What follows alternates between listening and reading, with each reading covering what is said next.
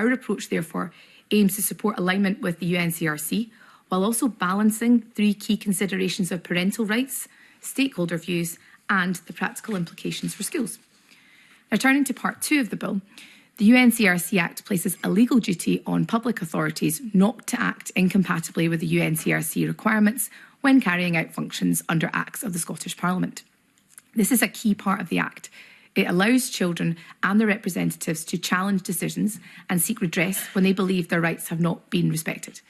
Nevertheless, a public authority could face a legal dilemma in the event that, in the future, it is required by an Act of the Scottish Parliament to act incompatibly with UNCRC requirements and where that requirement cannot be interpreted in a way which is compatible with the UNCRC. The Bill, therefore, makes a limited and technical amendment to the 2024 Act to ensure that this framework operates in a way that is clear, fair and practical. It introduces an exemption for public authorities in the event that a conflict between an Act of the Scottish Parliament and the UNCRC Act arises. This exemption means that a public authority would not be forced to choose between breaching the compatibility duty or stopping the delivery of an essential service altogether. And that accountability is directed at the incompatible legislation where the source of the problem lies. The exemption therefore ensures legal clarity and continuity of essential services, protecting children from avoidable disruption or harm while action is taken to consider and address any legislation that is found to be incompatible. This change has been framed in such a way that it reflects the safeguards that exist under the Human Rights Act and which has long been understood as necessary to avoid penalising public authorities for acting in accordance with legislation. But the exemption we are proposing is narrower in scope and will apply only where there is no discretion to act compatibly.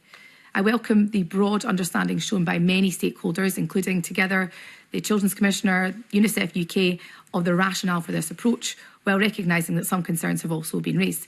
And I hope the detailed letter that I sent to committee during recess has helped to address these points, and I look forward to discussing them further today. Thank you, Cabinet Secretary. As you alluded to there in your opening statement, there have been a wide range of witnesses that we've heard from over the last few weeks, and for varied reasons, they have been quite critical of the bill. And I'm wondering, what is your response to that? And are there any reassurances that you can give these witnesses that this bill is necessary in its current form? So I think I've been struck by the evidence the committee has taken, and I was looking again yesterday at the evidence sessions the committee held, and there are a wide variety of different views on these subject areas. I've been quite clear of the rationale for why we need to act in relation to these issues. And part one, of course, as I've set out, is about the issues that have been raised about the current legislation on RO and RME and the Scottish Government's UNCRC obligations. So on the one hand, we could go to the independent right for withdrawal, which might appease some stakeholders that you've heard from. It won't appease them all.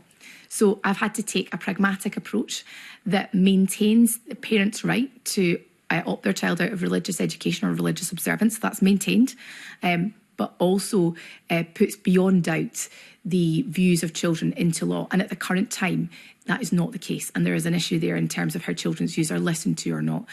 So our expectation would be, and I was discussing this only yesterday with the Church of Scotland and the Scottish Catholic Education Service, that actually head teachers do this all the time. They speak to parents and carers, they engage with them, and certainly in my own experience, that is quite a natural part of how schools would engage with home, and head teachers are good at having those conversations, at listening to views and at balancing that.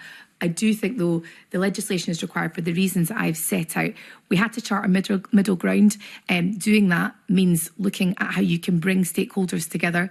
And I think reflecting on the evidence the committee has taken, most of the stakeholders you've heard from have been supportive of the bill being introduced. So I think from that perspective, that's welcome, and we'll continue to work with those stakeholders as we make progress in terms of the legislation. That's great.